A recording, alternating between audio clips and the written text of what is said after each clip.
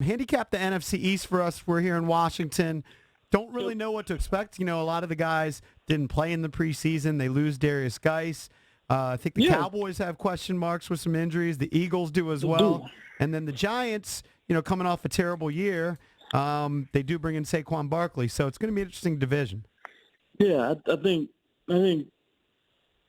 people aren't giving the Redskins enough respect. I think every team in the NFC East is going to beat each other up. Okay, you know, look, Alex Smith, as long as he's healthy, like, you're going to win 8, 9 games. I can just tell you that. I covered him the last 5 years in Kansas City. He's so good at protecting the football. It's a match made in heaven with him and Jay Gruden, in the sense that, you know, Gruden is an offensive-minded coach with a quarterback-friendly system. I wrote about that. You can check that story out, too. I think Alex Smith, after covering 5 years as a Kansas City Chiefs beat writer, I think Alex Smith is the quarterback Washington needs right now.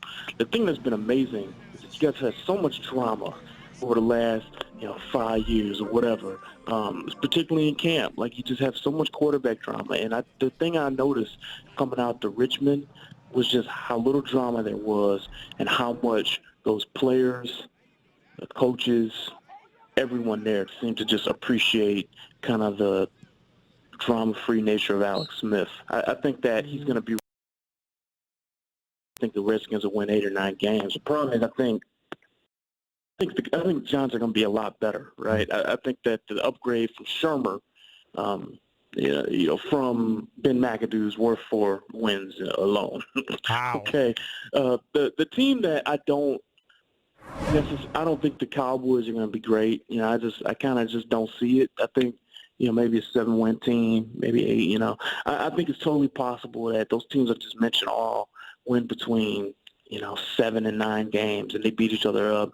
And maybe the Eagles even fall back to the middle of the pack, too. One thing to keep in mind for the Eagles, guys, yes, like Doug Peterson's still there, but Frank Reich, the offensive coordinator and the quarterback coach last year, John DeFilippo, those guys can coach.